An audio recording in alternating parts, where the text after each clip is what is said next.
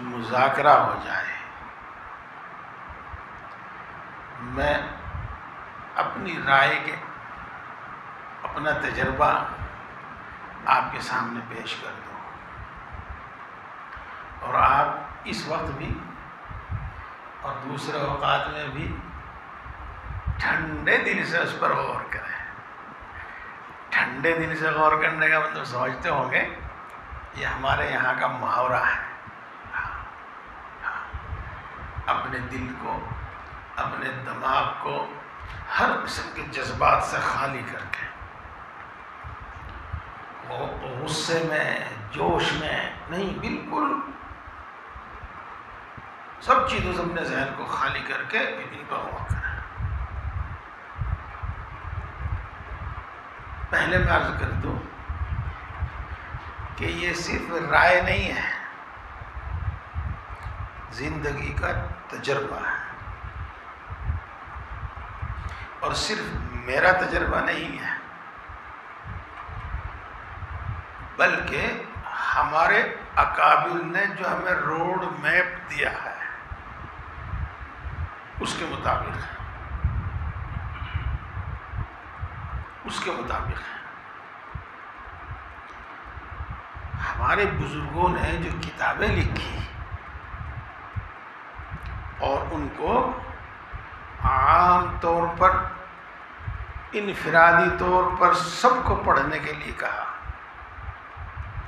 اور خصوصی طور پر ائمہ اور علماء کو مساجد میں ان کی تعلیم کرنے کے لیے کہا، اس پر عمل کیا۔ اس کے نتیجے میں جو چیزیں سامنے آئیں تو ان کی روشنی میں آپ سے عرض کر رہا ہوں۔ پہلے ایک بات کہوں گا، ایک بات بعد میں کہوں گا۔ یہ آپ حضرات، یہ کیا تنظیم الحفاظ، تنظیم العلماء والحفاظ، اس کے بھی رکن ہیں، اور ممکن ہے تحفظ ختم نبوت کے بھی رکن ہوں، اور ممکن ہے کسی اور پلیٹ فارم سے بھی آپ کام کرتے ہوں، کسی اور تنظیم سے بھی آپ جڑے ہوئے ہوں۔ شور شرابہ کم کرو، کام زیادہ کرو۔ شور شرابے کو کامیابی نہ سمجھو، بلکہ مثبت نتائج کے لیے کام کرو، چاہے وہ دیر سے ظاہر ہو۔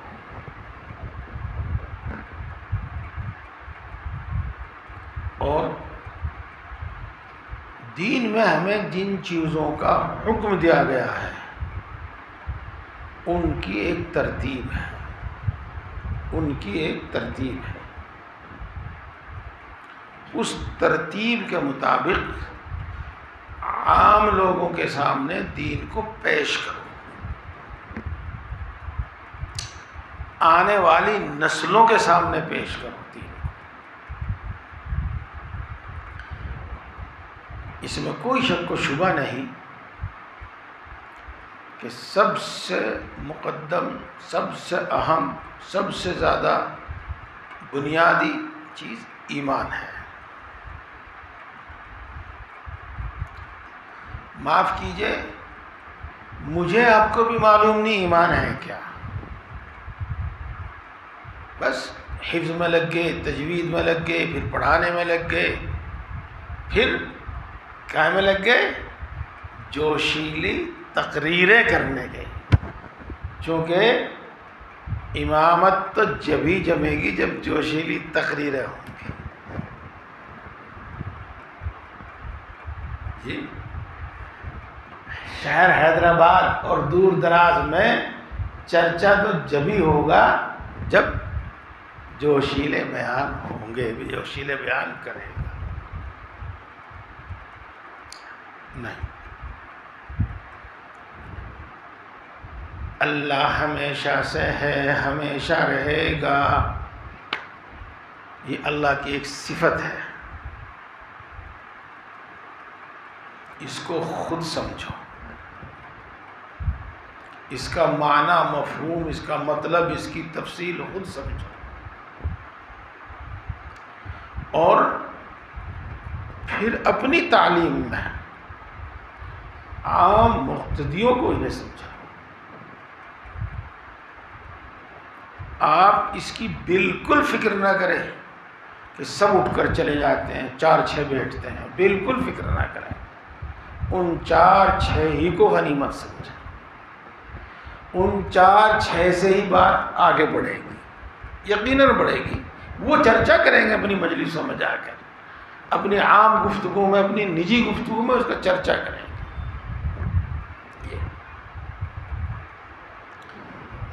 دیکھو، پہلے تو میں یاد کر دوں، چاہے اس میں میری تعریف ہو جاوے، ہماری ایک ماہانہ مجلس ہوتی ہے سہارنپور میں، فجر کے بعد ہم نے پہلے تعلیم الدین کی تعلیم کی ہے وہاں۔ حضرت اقدس حکیم الامت حضرت مولانا اشرف علی صاحب تھانوی نور اللہ مرقدہ کی کتاب ہے تعلیم الدین۔ آپ نے بخاری کے قصیدے خوب سنے ہوں گے،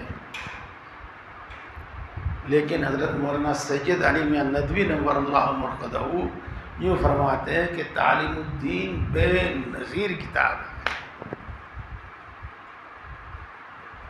جی ہاں، بے نظیر کتاب ہے۔ تو اس کی تعلیم ہوئی فجر کے بعد، اور وہ محفوظ بھی ہے۔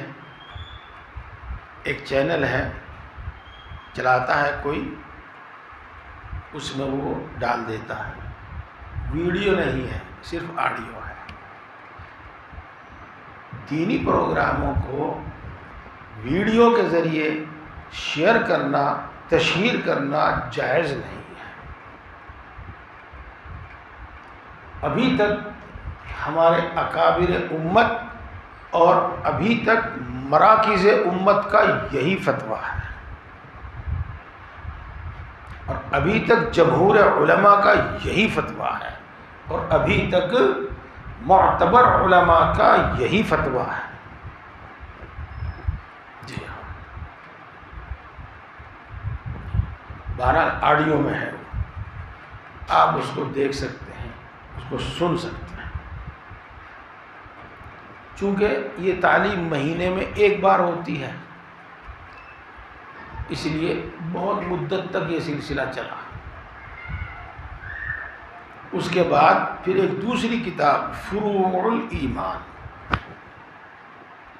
یہ بھی حضرت حکیم الامت نور اللہ مرقدہ کی ہی کتاب ہے۔ بہت کچھ جو تعلیم الدین میں ہے وہ اس میں بھی ہے۔ تو اس طریقے سے ان کتابوں کو، بنیادی چیزوں کو جن میں ایمان اور عقائد کو سمجھایا گیا ہے، بتلایا گیا ہے، وہ آپ پڑھیں، وہ آپ بتائیں عوام کو، اور بس تھوڑا سا پڑھیں اور سمجھا کر پڑھیں۔ ایسا نہیں کہ صرف وہ سطریں پڑھ دی جو کتاب میں لکھی ہوئی ہیں، بلکہ آپ اس کے متعلق خوب تفصیلی معلومات حاصل کر کے دوسری کتابوں سے پھر عوام کو سمجھائیں، اور انشاءاللہ العزیز رفتہ رفتہ یہ چیزیں، یہ باتیں عام ہو جائیں گی۔ دیکھو، پورا واقعہ میں سناؤں گا تو کچھ لوگ غلط فہمی میں بھی مبتلا ہو جائیں گے، لیکن میں ایک اصول بتا دیتا ہوں بس آپ کو۔ باطل کی پہچان یہ ہے کہ وہ آندھی طوفان کی طرح آتا ہے اور آندھی طوفان کی طرح ختم ہو جاتا ہے، اور حق کی پہچان یہ ہے کہ وہ آہستہ آہستہ، جیسے سورج بلند ہوتا ہے ایسے بلند ہوتا ہے وہ، آہستہ آہستہ۔ تو فوری نتائج کی امید نہ رکھی جاوے، فوری نتائج کا تقاضا نہ رکھا جاوے، درمیان درمیان میں کچھ باتیں آئیں گی جو مشکلات مجھے پیش آئی ہیں وہ آپ کو بھی آ سکتی ہیں، تو میں ان کو بتاتا ہوں۔ تقریباً ہر مسجد میں امام صاحب کو اور عالم صاحب کو ایک جھگڑے کا سامنا ہوتا ہے کہ فضائل اعمال کی تعلیم ہوگی، منتخب احادیث کی تعلیم ہوگی، اس کی نہیں ہوگی، اس کی ہوگی۔ آپ بڑے ٹھنڈے دل سے، بڑی نرم مزاجی سے کمپرومائز کیجیے اور اس پر آمادہ کیجیے کہ بھئی دیکھو، چاہے آپ پڑھ لیں چاہے ہم سے پڑھوا لیں، ایک وقت میں آپ فضائل اعمال کے لیے وقت متعین کر لیں، جو آپ کو پسند ہو وہ متعین کر لیں،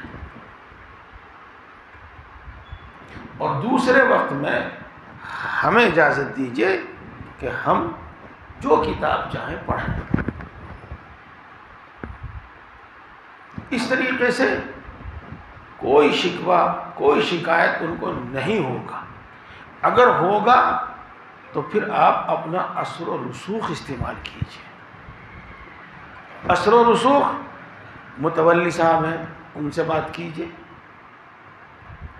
کچھ ذمہ دار سمجھدار قسم کے نمازی ہیں ان سے بات کیجیے، کچھ ذمہ دار سمجھدار قسم کے تبلیغی ہیں ان سے بات کیجیے، اور انشاءاللہ العزیز جب اس طریقے سے بات چلے گی تو زور زبردستی مت کیجیے، ایک دن آپ جو چاہتے ہیں وہ ہو جائے گا۔ البتہ اس کا خیال رکھیے، اس کا دھیان رکھیے گا کہ اپنی بات کہیے گا، دوسروں کی باتوں کی تردید میں مت لگیے گا۔ اپنی بات کہیے، دوسروں کی تردید کے پیچھے مت پڑیے۔ آج رد کرنا، تردید کرنا، یہ جھگڑے کو دعوت دینا ہے، تنازع کو دعوت دینا ہے، تنازع کو دعوت دینا ہے۔ معاف کیجیے گا، آپ کو نہیں کہا جا رہا، ایک عام بات کہی جا رہی ہے، عام بات کی جا رہی ہے۔ ہم اپنے مقتدیوں پر تو دھیان نہیں دے رہے، اپنے محلے پر تو دھیان نہیں دے رہے۔ ہاں، تنظیمیں بنا کر یہاں جلسہ، وہاں جلسہ، وہاں جلسہ، وہاں جلسہ، وہاں جلسہ، اور یوں کہتے ہیں کہ اس سے بڑا فائدہ ہوا، بڑا مجمع ہوا، بڑا فائدہ ہوا۔ حالانکہ جن کو آپ جگانا چاہتے ہیں وہ جاگے یا نہ جاگے، لیکن دوسرے لوگ جاگ جائیں گے، جاگ جائیں گے نہیں، جاگ گئے، جاگ گئے۔ جی، میں اس سلسلے میں دو باتیں عرض کروں آپ کے سامنے۔ سن تو میں یاد نہیں ہے، میں سہارنپور میں پڑھا رہا تھا جب، وہاں ایک گاؤں میں 2-3 گھرانوں کے قادیانی بننے کی خبر آئی۔ ان کے کچھ رشتہ دار ملنے والے سہارنپور میں بھی تھے،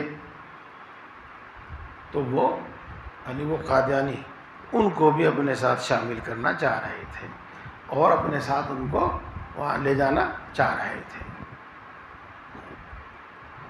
تو گھر میں سبھی طرح کے، سبھی مزاج کے آدمی ہوتے ہیں، تو کسی نے اتفاق کیا، چلنے کو تیار ہوا، اور کسی نے انکار کیا، اور کسی نے استفتاء کیا وغیرہ۔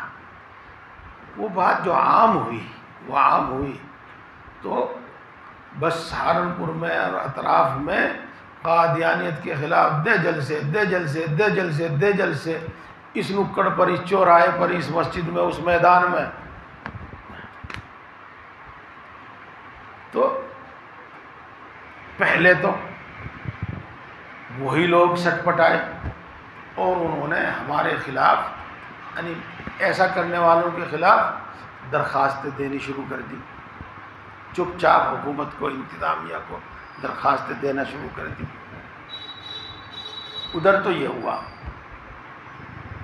ادھر یہ ہوا کہ جن لوگوں کو قادیانیت کی کانوں کان ہوا بھی نہیں تھی کہ قادیانیت بھی کوئی ہے اور کسی نے نبوت کا دعویٰ کیا بھی ہے اور اب بھی کوئی نبی موجود ہے دنیا میں، ان سب کو خبر ہو گئی کہ ہاں نبوت کا دعویٰ آج بھی کر رہے ہیں اور آج بھی فلاں صاحب نبی ہیں۔ اور یاد رکھو،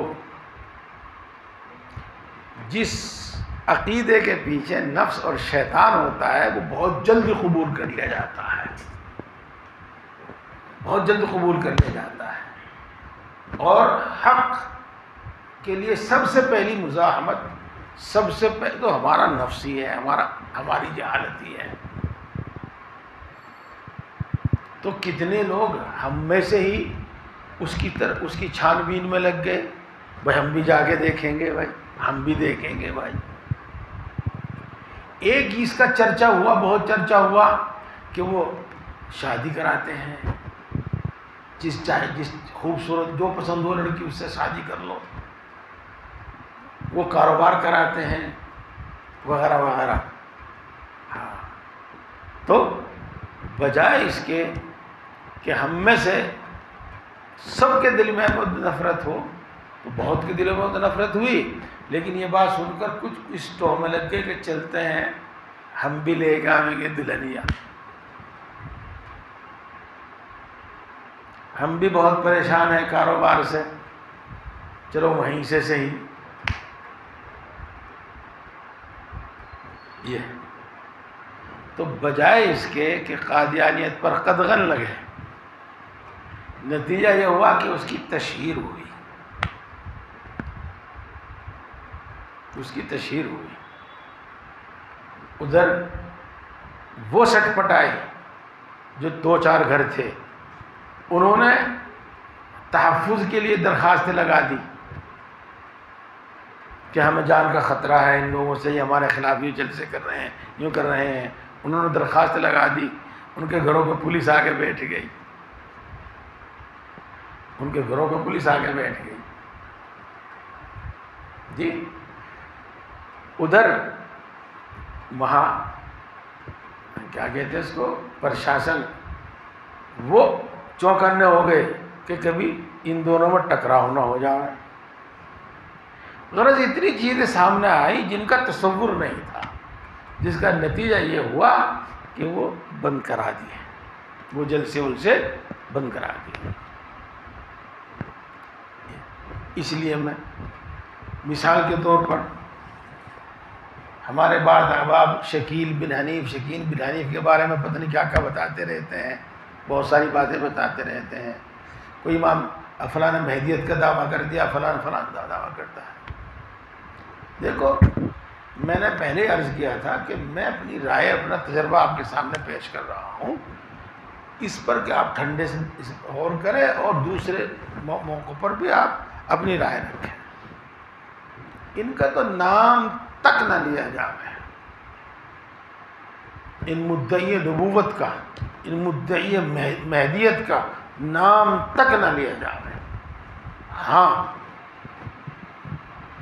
حضرت مہدی کے متعلق جو حدیث پاک میں آیا، قرآن میں تو کچھ نہیں ہے کہیں، جو حدیث پاک میں آیا ہے اور جو تفاصیل محدثین کرام نے لکھی ہیں، ان کو خوب پڑھو، جم کر پڑھو، اور اس پر خوب وسیع گہرا مطالعہ کرو۔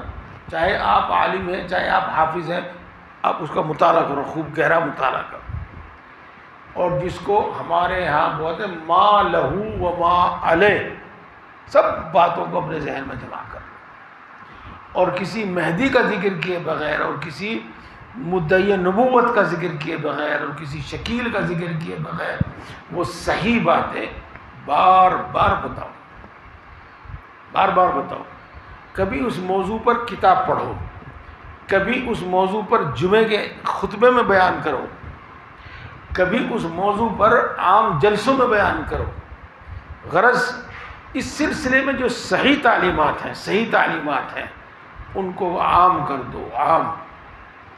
اور اتنی کثرت سے بیان کرو، اتنی کثرت سے بیان کرو کہ عوام کے ذہنوں میں وہ بات بیٹھ جائیں گے. آپ کو تردید کرنے کی ضرورت نہ پڑے، عوام تردید کریں گے اس کی، عوام اس کی تردید کریں گے. رہا مسئلہ ختم نبوت کا، ہاں میں تحفظ ختم نبوت کے بارے میں کچھ نہیں کہتا، میں پہلے کہہ چکا ہوں آپ سے، میری اپنی رائے ہے، آپ رکھیے گا کسی اسٹیج پہ اگر مناسب سمجھے. رسول اللہ صلی اللہ علیہ وسلم کے فضائل مناقب، اور ان فضائل مناقب میں سے ایک ختم نبوت کا تاج اور مہر نبوت. اس کو اتنا بیان کرو، اتنا بیان کرو، اس کثرت سے بیان کرو، اس کثرت سے بیان کرو. ہاں جی، انا خاتم النبیین لا نبی بعدی، اس کو اتنا عام کرو کہ بچے کے ذہن میں یہ بات مفہوم ہو. اب کوئی نبی نہیں آئے گا، اب کوئی نبی نہیں آئے گا، جو آئے گا جھوٹا ہوگا، جو دعویٰ کرے گا جھوٹا ہوگا، جو دعویٰ کرے گا جھوٹا دعویٰ ہوگا. اور یہ جو دو بات میں نے آپ کو بتائی ہے، یہ صرف نہ قادیانیت تک محدود ہے، نہ مہدیت کا دعویٰ کرنے والے کو محدود ہے، بلکہ ہر فرقہ باطلہ کے لیے یہی ہے. ہر فرقہ باطل کے لیے یہی ہے. ہاں آپ میں سے جو خطیب لوگ ہیں، میں ان سے بھی ایک بات عرض کر دوں. مثلا آپ جس کو قبر پرستی، پیر پرستی اور مزارات پہ جا کر جو واہیات ہوتی ہیں، جو واہی تباہی ہوتی ہے وہاں پر، ان کو موضوع بنا کر مستقل بیان نہ کرو. ان کو موضوع بنا کر مستقل بیان نہ کرو. مثلا آپ توحید کو بیان کریں، اور توحید کے بیان میں شرک آئے گا. جب تک شرک کا ذکر نہیں ہوگا تو توحید کا بیان مکمل ہی نہیں ہوگا. تو پھر اس کے بعد آپ مشرکانہ اعمال بیان کریں، اور اس میں صرف اتنی سوئی چبھویں اور اتنا انجیکشن لگاویں کہ اگر آپ کی مجلس مسجد میں وہ دوسرے لوگ بھی ہیں تو وہ بھی تحمل کر لیں اس کا. اتنی بات کہیں، کیا غیر اللہ سے مراد مانگی جا سکتی ہے؟ کیا غیر اللہ کا غیر کچھ دینے پر کی قدرت رکھتا ہے؟ کیا کسی کو سجدہ کرنا، کسی سے مراد مانگنا جائز ہے؟ ایک سوال سا کر کے چھوڑ دیا، اور کچھ تھوڑی سی بات کر کے چھوڑ دی، پھر آگے پیچھے دوسرا بیان شروع کر دیا. تو یہ سب کے ذہنوں میں تھوڑا سا پیغام چلا جائے گا، اور وہ خود سوچیں گے. جی، اللہ تبارک و تعالیٰ کی صفات بیان کیجیے. مثلا وہی عبادت کے لائق ہے، وہی معبود ہے، اور کوئی دوسرا نہیں ہے. اب آپ یہاں سے چل کر اس پر آ جائیے کہ دیکھو کچھ چیزیں عبادت میں داخل ہیں اور ہم وہ دوسروں کے لیے کرتے ہیں. مثلا کسی کا طواف کرنا، ڈائریکٹ مسلمانوں کو مت کہیے. مثلا ہندو لوگ وہ اپنی مسجد کا طواف کرتے ہیں، یہ تو شرک ہے. طواف تو صرف بیت اللہ کا ہے اور کسی کا نہیں ہے. ہم میں سے بھی کچھ لوگ کسی مزار کا طواف کرنے لگتے ہیں. اس طرح سے ایک بات کہی اور چھوڑ دی وہیں. تو رفتہ رفتہ اتنی بات جس کا تحمل ہو سکے، یہ بات اپنے بیان میں ہوتی رہے. جب ہم توحید کا بیان کریں گے تو اس میں یہ بات ضرور آئے گی کہ مراد صرف اللہ سے مانگی جائیں گی اور کسی سے نہیں مانگی جائے گی. مدد صرف اللہ سے مانگی جائے گی اور کسی سے نہیں مانگی جائے گی. جی ہاں. تو کچھ چیزیں مثال کے طور پر خالق تو صرف اللہ ہے، اولاد دینے کی صفت تو صرف اللہ کی ہے، یہ فعل تو صرف اللہ کا ہے، کوئی پیر دے سکے نہ فقیر دے سکے، نہ کوئی زندہ دے سکے، نہ کوئی مردہ دے سکے۔ میرے دوستو، اس طرح کی بات جب ہم کریں گے تو یہ صحیح باتیں عام ہوں گی تو غلط باتیں خود ہی ہمارے ذہنوں سے نکل جائیں گی۔ اس لیے اس بات کو ختم کرتے ہوئے میں عرض کروں آپ سے کہ آپ سب حضرات، ائمہ حضرات، علماء حضرات، اصلاحی نصاب نام سے کتاب ملتی ہے، حضرت اقدس تھانوی نور اللہ مرقدہ کی کچھ کتابوں کا مجموعہ ہے۔ حیات المسلمین، جزاء الاعمال، حقوق الوالدین، اصلاح الرسوم، تسہیل قصد السبیل، اغلاط العوام، یہ کچھ کتابوں کا مجموعہ ہے۔ آپ ان کو خود بھی پڑھیے اور ان کی تعلیم بھی کیجیے، صحیح تعلیم عام ہوگی، صحیح تعلیم، صحیح بات پہنچے گی۔ اب رہ جاتی ہے بات یہ کہ جی لوگ سنتے نہیں، لوگ فراہم کرتے ہیں۔ نہ، میرا تو تجربہ ہے بھائی، میں سب جگہ سب سے پہلے حیات المسلمین پڑھتا تھا، امامت کی ہے میں نے الحمدللہ، اس وقت سے امامت کی ہے جب یوں سب پوچھتے تھے مجھ سے کہ تیرے پیچھے نماز بھی ہو جا کہ نہیں، تو بالغ بھی ہے کہ نہیں، اس وقت سے امامت کی۔ اور کب تک کی؟ جب تک ان گھٹنوں نے معذور نہیں کر دیا، اس وقت تک کی۔ تو یہ بات تو حیات المسلمین سے ابتدا کرتا تھا، تو جتنی دلچسپی سے حیات المسلمین سنتے تھے اتنی دلچسپی سے فضائل اعمال نہیں سنتے تھے۔ صرف کچھ ہی لوگوں کو ضد ہوتی تھی کہ یہی اسی کی تعلیم ہوگی، اسی کی تعلیم ہوگی، اس لیے کہ اس میں ان کو نئی باتیں معلوم ہوتی تھی، نئی باتیں معلوم ہوتی تھی۔ اور جہاں تک بات حیات المسلمین کی ہے، اس میں تو صرف اور صرف حدیثیں ہی ہیں، اس میں تو اسی حدیث کا تھوڑا سا مطلب سمجھانے کی کوشش کی ہے یہ، ورنہ اور کچھ نہیں کہا، نہ حکایات، نہ واقعات، کچھ نہیں، بس آیات یا احادیث۔ تو اس طریقے سے یہ بنیادی تعلیمات ہیں، یہ امت میں عام کی جائے مثبت طریقے پر۔ ایک تو بات مجھے آپ حضرات کی خدمت میں یہ پیش کرنی تھی، اور دوسری ایک بات اور، ہم مائک سے بکثرت بولتے ہیں علماء کی قدر کریں، علماء کی قدر کریں، اب اتنی دور سے آئے ہیں، علماء کی قدر کرنی چاہیے۔ آپ حضرات نے سنا، آپ حضرات نے پڑھا ہوگا، مشک باشد کے خود بگوید نہ کہ عطار بگوید۔ مشک تو وہ ہے جس کی خوشبو خود بتا دے کہ اس کے پاس مشک ہے، نہ کہ ڈبیا کھول کر اور دوسرے کے ناک میں لگا کر بتایا جاوے کہ دیکھو یہ مشک ہے۔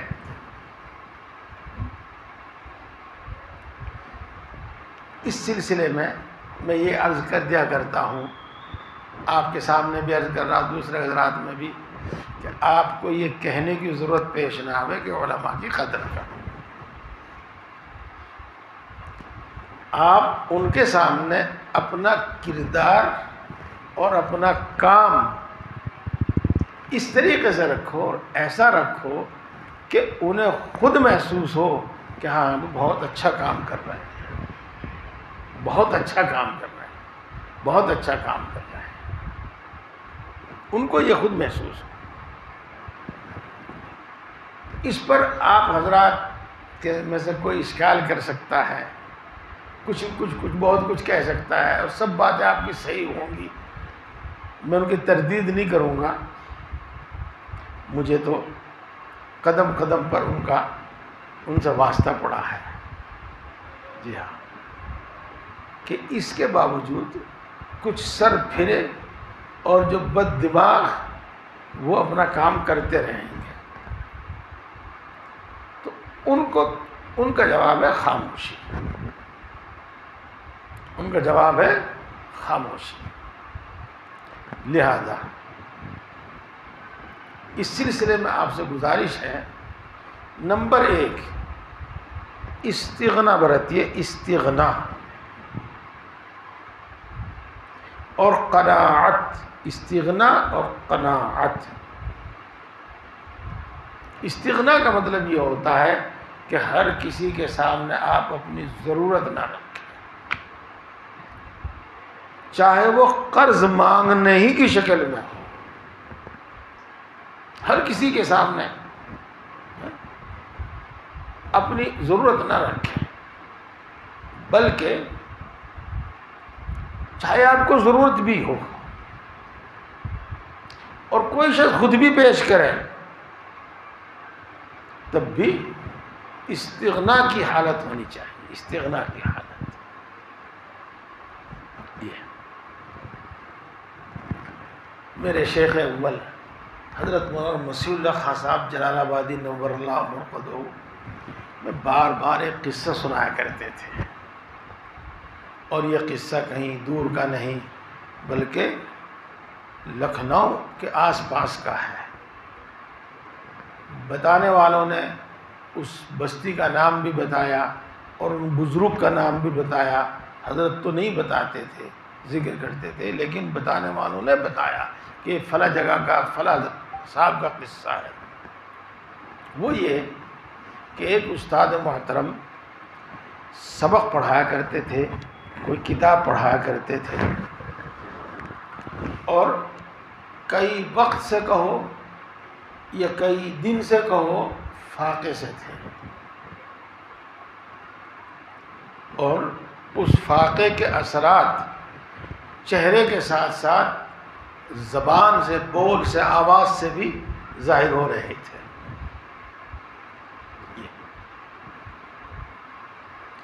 جب حضرت الاستاد سبق پڑھانے کے لیے آئے اور بات چیت ہوئی، چہرہ دیکھا، تو طالب علم نے کچھ عذر بیان کیا اور کہا حضرت بس میں اتنی سی دیر میں ابھی آتا ہوں. تو وہ گئے اور کھانا لے کر آئے اور پیش کر دیا. حضرت الاستاد نے فرمایا واقعی جو تم نے میری آواز اور میرے چہرے سے محسوس کیا، مجھے فاقہ ہے، مجھے بھوک ہے.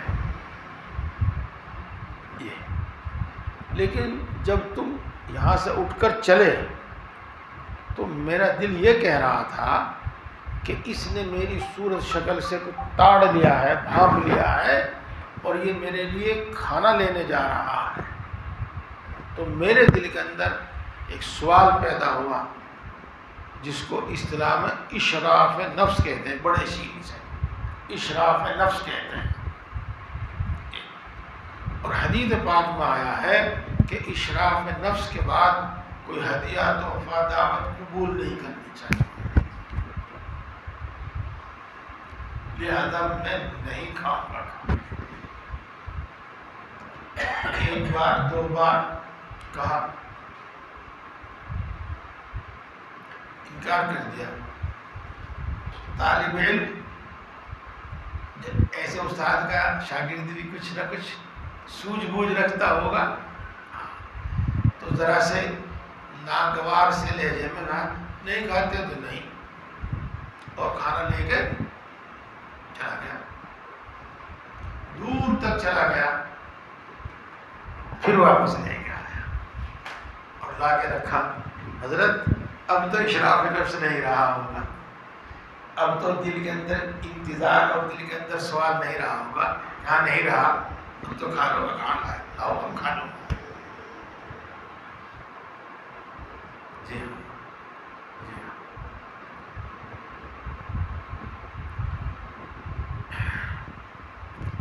مولانا وحید الزما صاحب، اگرچہ وہ تصوف کے لائن کے آدمی نہیں تھے، لیکن وہ اپنے شاگردوں کی تربیت بہت اچھی کرتے تھے، اخلاقی اعتبار سے جو ان کے قریب رہتے تھے ان کی تربیت بہت اچھی کرتے تھے۔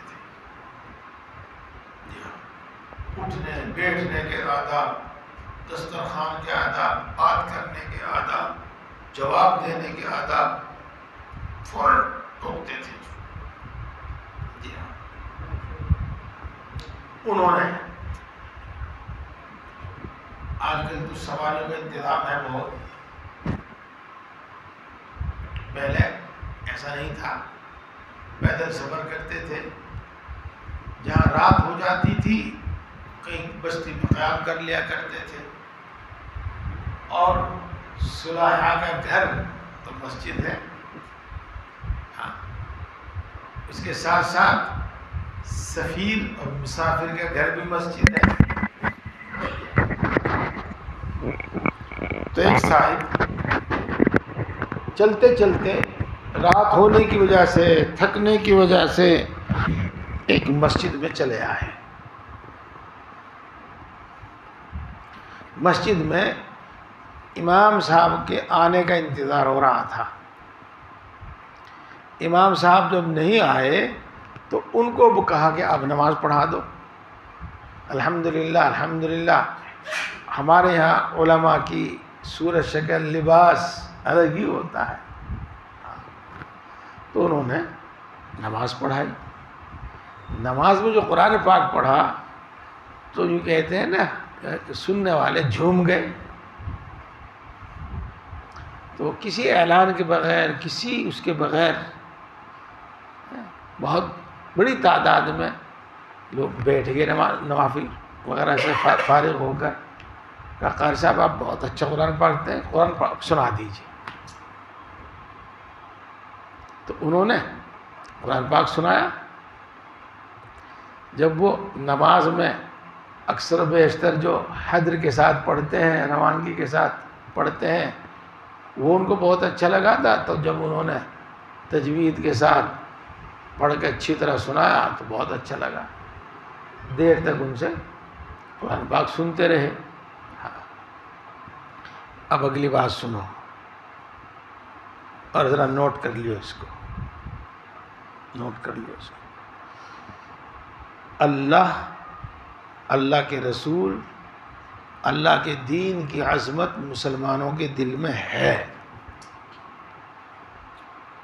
اور جس کو وہ اللہ والا اور دین والا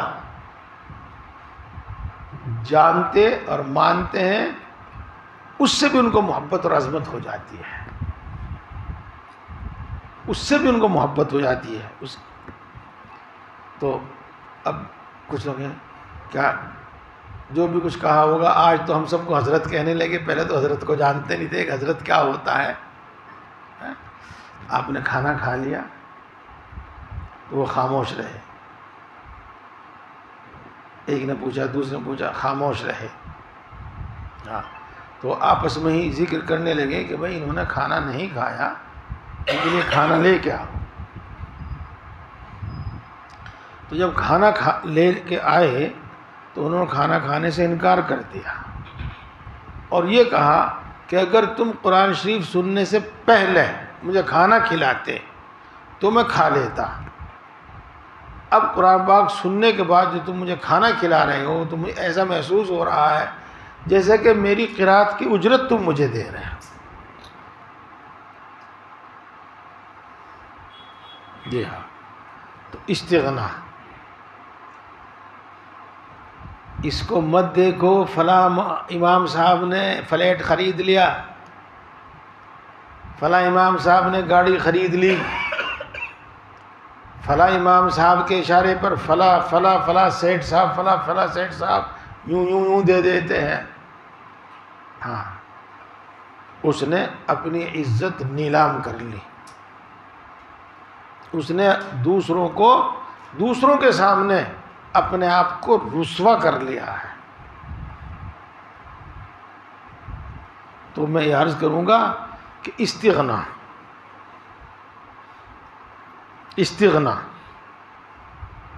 یہ اس سلسلے میں اگر آپ کو پڑھنے ہیں بہت متشددانہ تو حضرت شیخ زکریا کا عمل دیکھنا آپ بیتی میں، اور آپ کو معتدل اصول دیکھنے ہیں تو حضرت تھانوی رحمۃ اللہ علیہ کے اصول دیکھنا. ان سب کا گزارا ہدایہ پر ہی ہوتا تھا، ہدیہ اس پہ ہی ہوتا تھا، لیکن یہ کس طرح سے لیتے تھے؟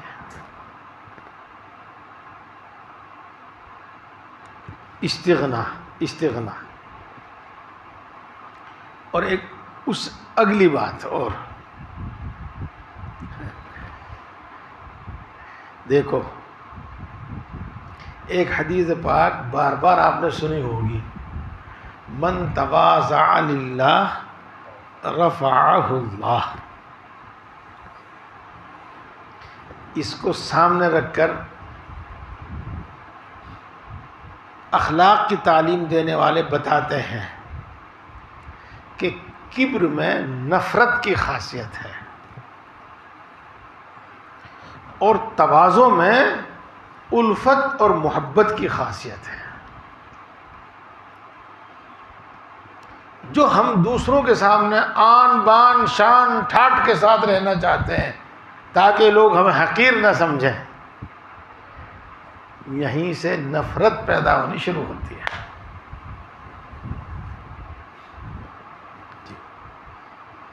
آپ ذلت اور تواضع کا فرق سمجھیے.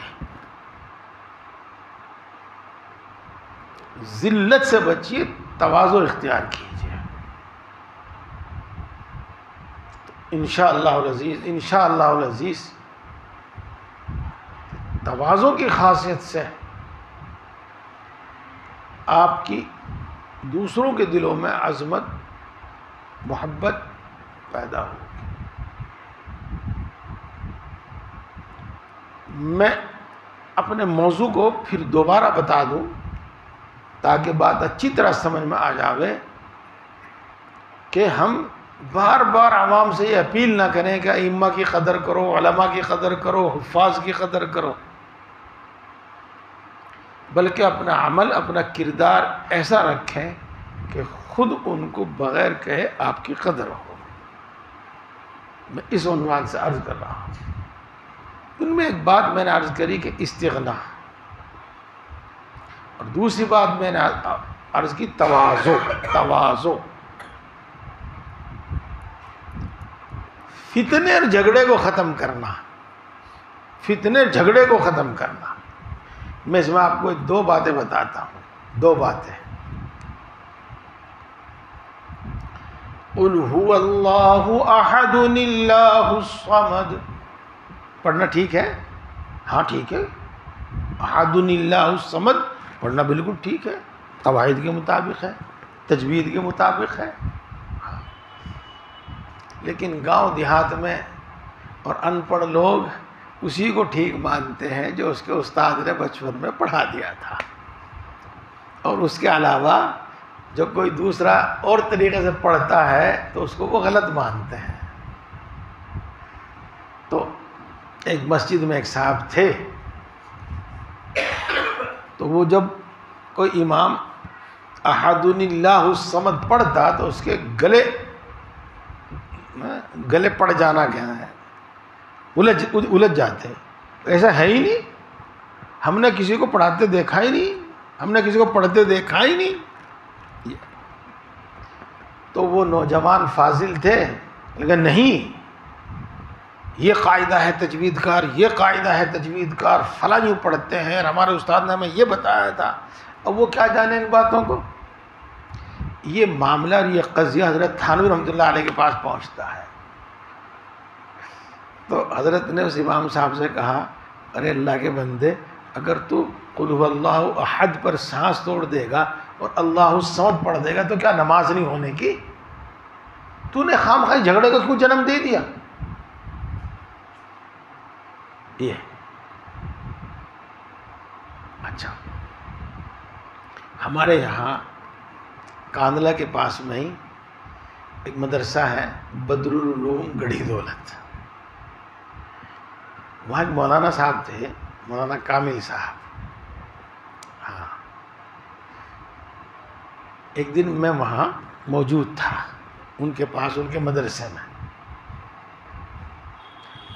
وہاں مدرسے میں مسجد بن رہی تھی، اور وہ مسجد ہمارے ناظم صاحب تھے ان کی زیر نگرانی بن رہی تھی، یعنی صرفہ وہ دے رہے تھے. تھا کچھ مسئلہ، میں بھی اسی سلسلے میں وہاں گیا ہوا تھا. تو گاؤں کے ایک چودھری صاحب آئے. چودھری کا مطلب آپ سمجھتے ہی ہوں گے. ہاں آئے. ہاں جی مولوی صاحب، مسجد میں کیا آدمی کام کر رہے؟ اجی وہ کتنے ہی کر رہے کام؟ ہاں میں نے سنا کہ ایک راج کرتا کراتا کچھ نہیں، اور وہ بھی مزدوری لے. تو مول صاحب کا مولوی کام صاحب، اچھا جی میں کہوں گا جو اسے آج وہ کیوں نہیں کرتا. اچھا جی میں کہوں گا اسے آج وہ کیوں نہیں کرتا کام. لیکن ہاں اس سے کام لو. اچھا جی کام لیں گے اس سے. یہ ہوا کہ چلا گیا. وہ چلا گیا. ہمیں معلوم تھا کہ کون کام نہیں کرتا. ہمارے بھیجے ہوئے مزدور تھے، ہمارے بھیجے ہوئے وہ کاریگر تھے. ہاں کہ کام جلدی نمٹانے کی وجہ سے کچے پکے کتنے معمار لگائے ہوئے تھے، اور وہ جو سب سے بڑے تھے وہ ان کی سب کی نگرانی کرتے تھے، وہ ان کی دیکھ بھال کرتے تھے. کیا کوئی اینٹ غلط تو نہیں رکھ دی، یہاں کچھ غلط تو نہیں کر دیا. تو جو کچھ ان سے ہوتا تھا وہ کر لیتے تھے، نہیں تو ان سب کی دیکھ بھال کرتے تھے. تو یہ شخص تھا وہ تو سب سے صحیح کرا رہا تھا. لیکن انہوں نے کہا ہی نہیں کہ جی وہ سپروائزر ہے، وہ ہم نے ہی رکھ رکھا ہے. یہ کہا ہی نہیں، چونکہ اس میں بات بڑھتی، اور انہوں نے اچھا جی میں کہوں گا جی آج اسے. ختم قصہ. میں یہ نہیں کہتا آپ کو کہ آپ بھی بالکل بھی ہی نہیں ایسا کریں. میں یہ مثال دے کر عرض کر رہا ہوں کہ اس بات کی کوشش کریں کہ جھگڑا نہ پیدا ہو، جھگڑے کو جنم نہ ملے. جب جھگڑا شروع ہو جاتا ہے تو اچھوں کی پگڑیاں اچھالی جاتی ہیں. اچھوں کی پگڑیاں اچھالی جاتی ہیں. آپ نے حضرت مولانا قاری طیب صاحب رحمۃ اللہ علیہ کا نام نامی اسم گرامی سنا ہوگا. ہاں، اور ہم ان سے اچھی طرح واقف ہیں، ان کے علم سے، عمل سے، تقویٰ سے سب اچھی طرح واقف ہیں. جب 81 میں جھگڑا چل رہا تھا تو ایک اتنی بڑی داڑھی والا جی میں نے دیکھا قاری صاحب خزانے میں گھسے اور تمام پیسوں کی گٹھڑی باندھ کر فلاں جگہ سے کودے. میں نے اپنی آنکھوں سے دیکھا.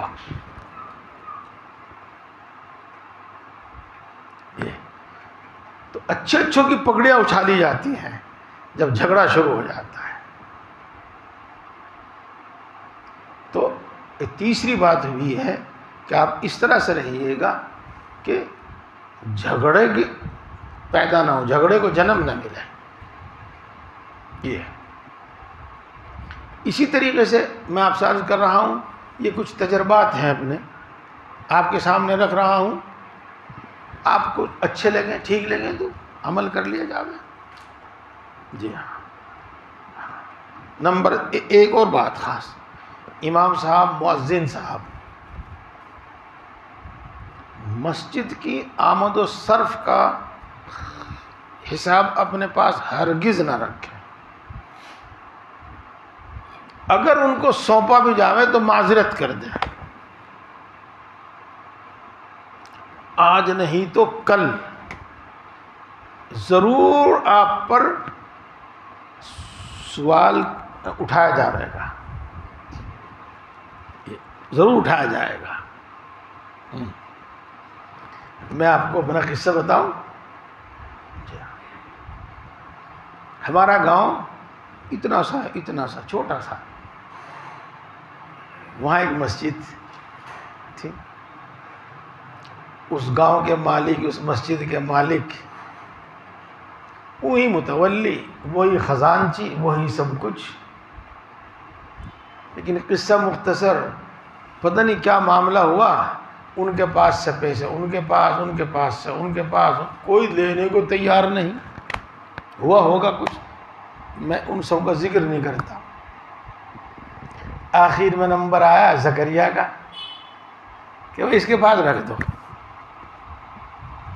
ہمارے پاس پیسے رکھ دیے گئے. میں امام تو نہیں تھا وہاں، میں تو کہیں اور پڑھاتا تھا. ہمارے پاس پیسے رکھ دیے گئے.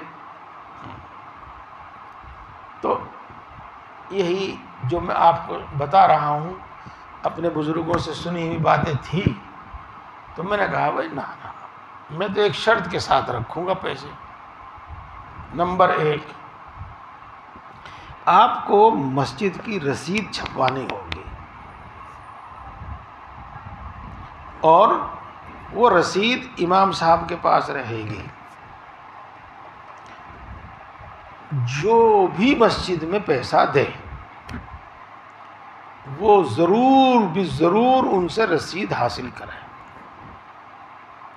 مختلف قسم کی آمدنیاں ہوا کرتی ہیں ہمارے یہاں. مسجدوں میں برتن تھے، وہ کرائے پر چلتے تھے. میں کہا کرائے پر برتن آپ نے لیے ہیں، آپ کرائے پر جمع کر رہے ہیں تو ضرور رسید لیں اس کی. شادی بیاہ میں بارات آتی ہے تو کچھ پیسے مسجد میں دیے جاتے ہیں تو ضرور اس کی رسید لیں. غرض جو بھی آپ مسجد میں پیسہ دیں اس کی رسید لیں. تب نمازیوں کو بتایا گیا، مائک میں اعلان کر کے سب دوسرے لوگوں کو جو مسجد میں بھی نہیں آتے یا مستورات ہیں ان تک یہ بات پہنچائی گئی. اور پھر یہ کہا امام صاحب میری بھی جان جبھی بچے گی اور آپ کی بھی جبھی بچے گی، آپ رسید کے بغیر کسی کے پیسہ ہاتھ میں نہ لیں. خیر وہ ایسا ہی کرتے تھے. وہ جب مجھے کہتے کہ میرے پاس 2000 روپے 3000 روپے ہو گئے ہیں آپ لے جاؤ، میں نے کہا بہت اچھا. اس درمیان میں آپ نے جو خرچ کیا وہ مجھے بتا دو، اور جو بچا آپ وہ مجھے دے دو. ایک رجسٹر میں لکھ دیا اور وہ رجسٹر ان کے پاس. یہ غرض کافی دنوں تک اس طرح ہی چلتا رہا. کوئی گنجائش ہی نہیں تھی کہیں انگلی رکھنے کی، حرف زنی کی کوئی گنجائش ہی نہیں تھی. چلتا رہا کام.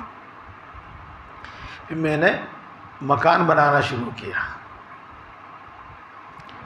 اب آپس میں گفتگو ہوئی، ایسا نہ ہو مولوی صاحب مسجد کا پیسہ اپنے مکان میں خرچ کر لیں. یہ آپس میں گفتگو شروع ہوئی. جب میرے پاس پیسہ ہے اگر میں خرچ بھی کر لوں تو جب آپ مانگیں گے مسجد میں تو میں دوں گا، اس کا گناہ جو کچھ ہوگا مجھے ہوگا. لیکن یہ گفتگو شروع ہوئی اور اس کا چرچا اتنا چرچا ہوا کہ میرے ایک نانا تھے، انتقال ہو گیا. انہوں نے مغرب کے بعد یا پتہ نہیں عشاء کے بعد مجھے الگ بلا کے یہ صورتحال بتائی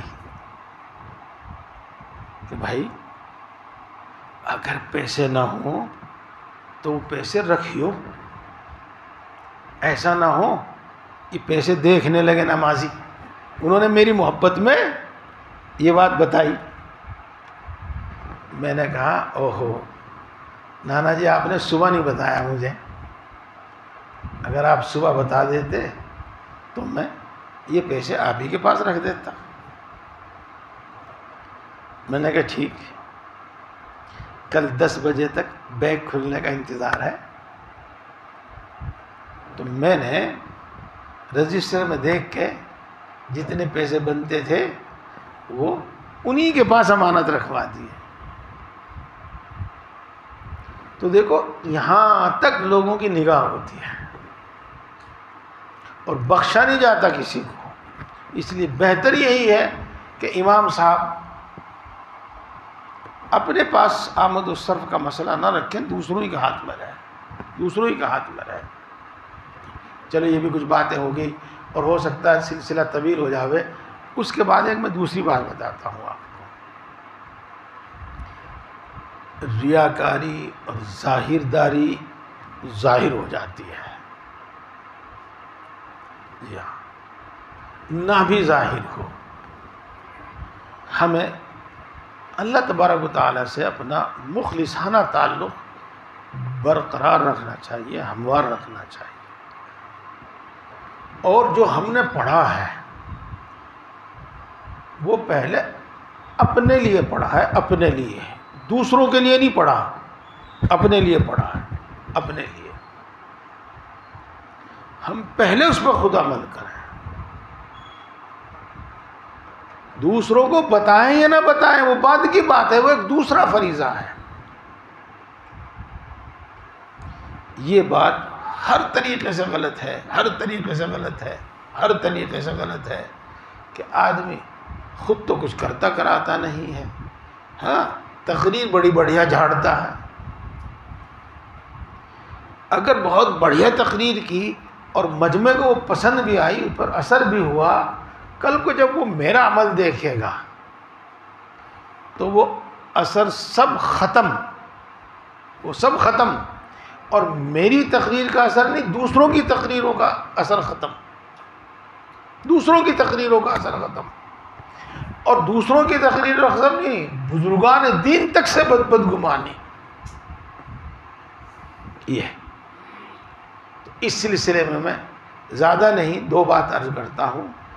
آپ مسجد میں پہلے سے موجود رہا کریں. امام صاحب مسجد میں پہلے سے موجود رہا کریں. سیدھے حجرے سے نکل کر مصلی پر نہ آیا کریں.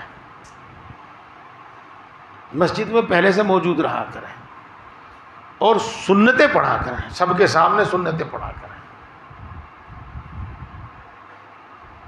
اور بعد کی سنتیں حجرے میں جا کر نہ پڑھا کریں،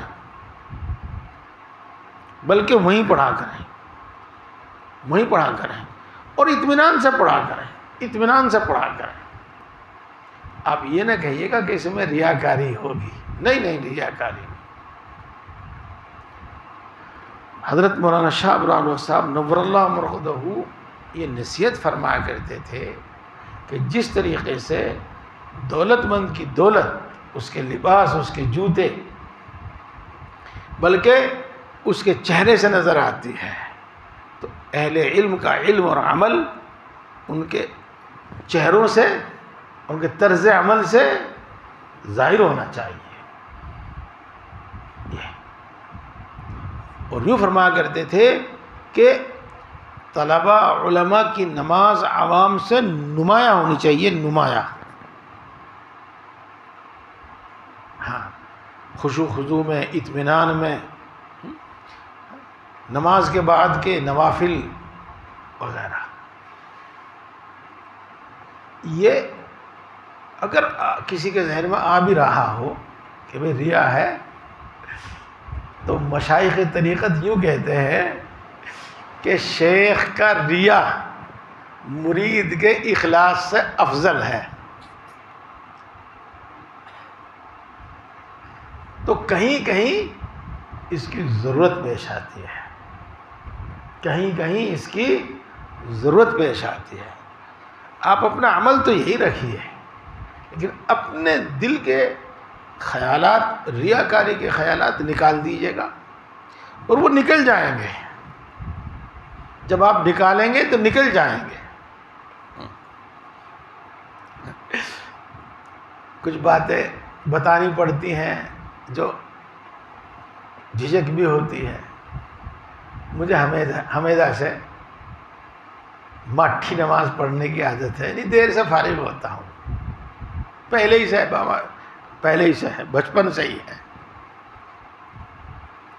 اب کچھ بڑھاپا، کچھ اور بات ذرا زیادہ دیر ہونے لگی ہے. ایک مرتبہ ہاں تو کبھی کبھی دل میں خیال آتا تھا کہ لوگ ریاکاری سمجھیں گے اس کو، لیکن لوگوں کے اس خیال کی وجہ سے تو چھوڑا تو نہیں جائے گا. ہاں تو ایک مرتبہ میرے پھوپھا انتظار کر رہے تھے میرا، مجھے پتہ نہیں وہ میرا انتظار کر رہے ہیں، تو میں دیر سے پوچھا اتنی دیر میں کیوں آیا؟ قضا عمری پڑھ رہا تھا. بس ایک علم مل گیا. اب میں اپنے دل سے یوں کہتا تھا کہ تو اطمینان سے نماز پڑھ. یہ تو لوگ یوں سمجھ رہے تو قضا عمری پڑھ رہا.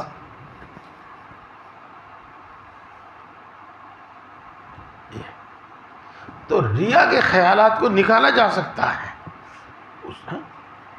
دوستو بات اسی پر میں اکتفا کر لیں، اور بس ہماری دوہری ذمہ داری ہے خود بھی عمل کرنا اور امت کو بھی سنبھالنا. بلکہ باطل فرقوں کا اور باطل لوگوں کا مقابلہ بھی کرنا. اور میں نے ان تینوں باتوں کو سامنے رکھتے ہوئے کچھ معروضات آپ کے سامنے پیش کی ہیں. اللہ تعالیٰ مجھے بھی عمل کی توفیق عطا فرماوے، آپ کو بھی عمل کی توفیق عطا فرمائے. طریقہ کار میں اختلاف ہو سکتا ہے، مقاصد میں اختلاف نہیں ہوتا. جی ہاں. بسم اللہ الرحمن الرحیم. الحمد للہ رب العالمین الرحمن الرحیم مالک یوم الدین والصلاة والسلام علی سید الانبیاء والمرسلین محمد وآلہ واصحابہ اجمعین. لا الہ الا انت سبحانک انی کنت من الظالمین. ربنا ظلمنا انفسنا وان لم تغفر لنا وترحمنا لنکونن من الخاسرین. اے اللہ تو سب سے بڑا ہے، ہر چیز پر قادر ہے، ہر چیز کا مالک ہے، ہر چیز کا پیدا کرنے والا ہے. ہر چیز کے خزانے تیرے قبضے میں ہیں. تیرے خزانے کبھی کم یا ختم نہیں ہو سکتے. تو اپنی مخلوق میں سے ہر ایک کو سمندر کے برابر بخش دے، سمندروں کے برابر بخش دے، تو بھی تیرے خزانوں میں اتنی کمی نہ آوے جتنی سمندر میں سوئی ڈبونے سے اس کے پانی میں کمی آ جاتی ہے. اے اللہ تو یقیناً بڑی طاقت والا ہے. اے اللہ تو یقیناً بڑا مہربان ہے، سب پر مہربان ہے. اے اللہ یقیناً کمال کی تمام صفات تیری ذات بابرکات میں موجود ہیں. اے اللہ یقیناً ہر نقص سے، ہر عیب سے تو پاک ہے. اے اللہ ہم تیری ان اچھی اور سچی صفات کے واسطے سے تجھ سے مانگتے ہیں، ہم سب کو ایمان کامل عطا فرما. اے اللہ ایمان کامل عطا فرما. اے اللہ ایمان کی لذت و حلاوت نصیب فرما. اے اللہ ایمانی تقاضوں پر عمل کرنے کی توفیق نصیب فرما. اے اللہ ایمانی صفات ہمارے اندر پیدا فرما. اے اللہ اپنے وعدوں کا یقین ہمارے دل میں پیدا فرما. اے اللہ اپنی صفات کی پہچان عطا فرما، اپنی صفات کا یقین عطا فرما، اپنی محبت و معرفت عطا فرما، اپنا خوف عطا فرما، اپنے نبی کی محبت عطا فرما، نیک لوگوں کی محبت عطا فرما، نیک اعمال کی رغبت پیدا فرما، معاصی سے نفرت پیدا فرما. ہم سب کو، ہماری اولاد کو اور ہمارے آنے والی نسلوں کو ہدایت عطا فرما. ہم سب کو دین کی صحیح سمجھ عطا فرما، علم نافع عطا فرما، اپنے علم پر عمل کی توفیق عطا فرما. اے اللہ ذکر کرنے والی زبان عطا فرما، شکر کرنے والا دل عطا فرما، اپنی طاعت و عبادت میں مشقت برداشت کرنے والا جسم عطا فرما. ہم سب کو متقی اور پرہیزگار بنا، ہم سب کو اپنا فرما بردار بندہ بنا. آج تک جتنے گناہ کیے ہیں تمام گناہوں کو معاف فرما. دو جملے میرے ساتھ آپ لوٹاویں آمین کے بجائے، اس کے بعد پھر آمین کہیں. اے اللہ جرم کا اعتراف ہے، رحم کی درخواست ہے. اے اللہ جرم کا اعتراف ہے، رحم کی درخواست ہے. اے اللہ خالی ہاتھ ہوں، تیری رحمت اور مغفرت ہی کا سہارا ہے. معاف کر دیجئے پھر نہیں کروں گا۔ اے اللہ خالی ہاتھ ہوں، تیری مغفرت اور تیری رحمت ہی سے امید وابستہ ہے، معاف کر دیجئے پھر نہیں کروں گا۔ اے اللہ گناہوں سے نفرت پیدا فرما، گناہوں سے حفاظت فرما، توبہ پر استقامت نصیب فرما، نفس و شیطان کے شر سے حفاظت فرما، ایک لمحے کے لیے نفس و شیطان کے حوالے نہ فرما، اپنی طاعت و عبادت میں ہماری مدد فرما، اپنی طاعت و عبادت کو ہمارے لیے آسان فرما۔ اے اللہ ہماری ناقص عبادتوں کو قبول فرما۔ اے اللہ ساری مخلوق تیری محتاج ہے، تو کسی کا محتاج نہیں ہے، ہم تیری ہی عبادت کرتے ہیں اور تجھی سے مانگتے ہیں اور تیرے سوا کسی سے کوئی امید نہیں رکھتے۔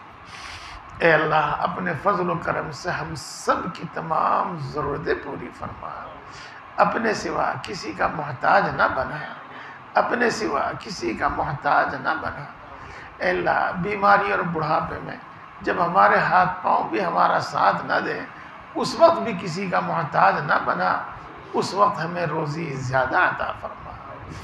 اے اللہ ہم سب کو، ہمارے گھر کے تمام افراد کو، امت مسلمہ کے ہر فرد کو، خاص طور سے دعا کے لیے کہنے والوں کو اے اللہ صحت و قوت عطا فرما، تمام بیماریوں سے شفا نصیب فرما، خصوصاً خطرناک قسم کی بیماریوں سے شفا نصیب فرما۔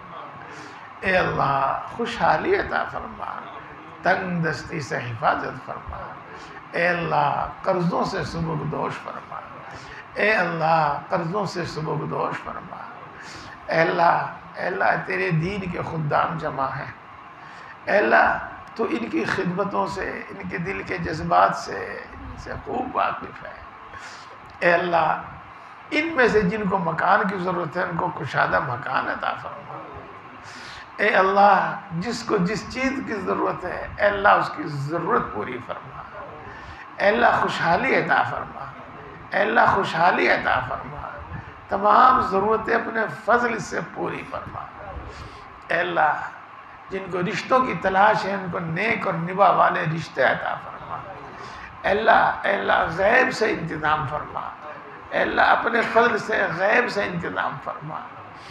اے اللہ جن کو اولاد کی تمنا ہے ان کو نیک و صالح اولاد عطا فرما، اور جن کو اولاد عطا کی ہے اے اللہ ان کی اولاد کو نیک بنا، آنکھوں کی ٹھنڈک بنا، دل کی راحت بنا، ملک و ملت کا خادم بنا۔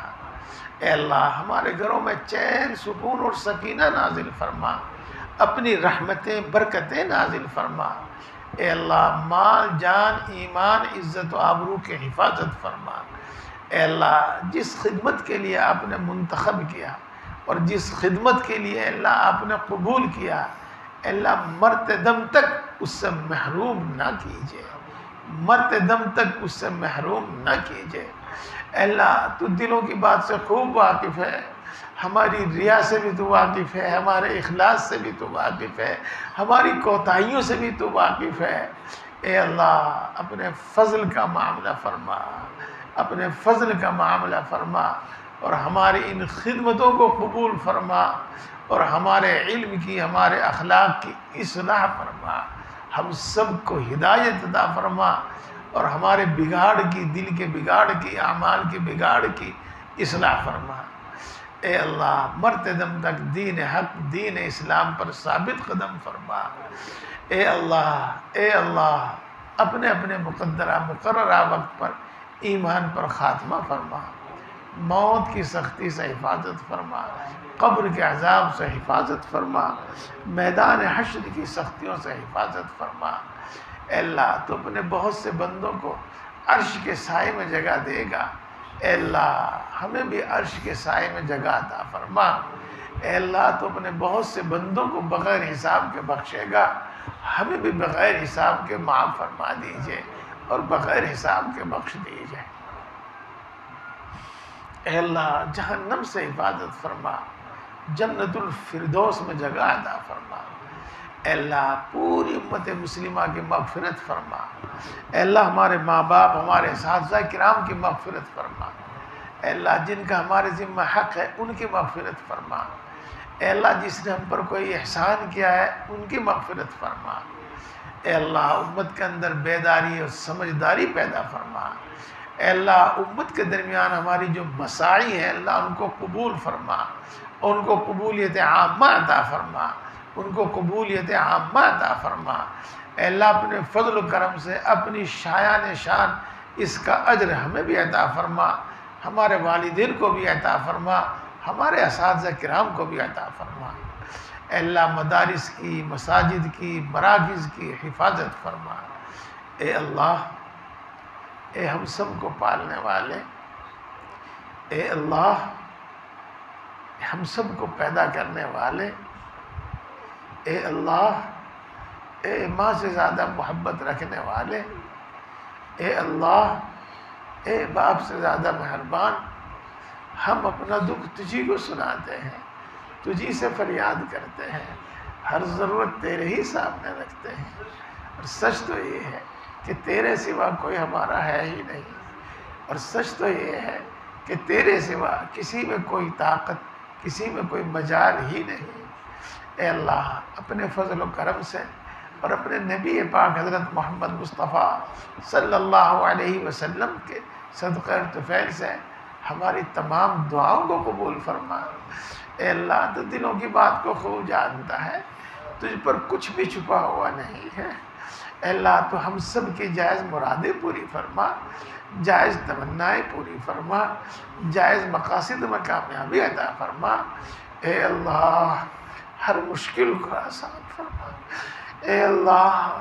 ہر پریشانی کو دور فرما، اے بگڑی کے بنانے والے ہر بگڑا ہوا کام بنا دے، اے قادر مطلق ہر اٹکا ہوا کام بنا دے، اے قادر مطلق ہر اٹکا ہوا کام بنا دے، صدقہ تیری عزت و اجلال کا، صدقہ پیغمبر کا ان کی آل کا، اے اللہ اپنے فضل و کرم سے اپنے نبی پاک حضرت محمد مصطفیٰ صلی اللہ علیہ وسلم کے صدقہ طفیل سے ہماری تمام دعاؤں کو قبول فرما،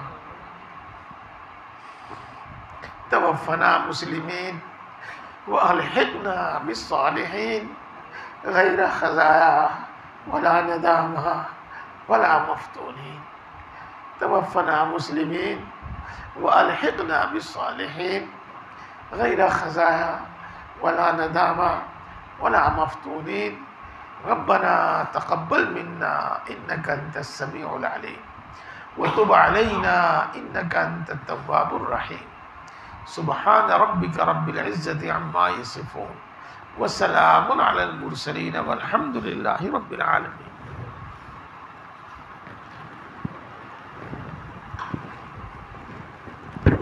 کچھ مذاکرہ ہو جائے۔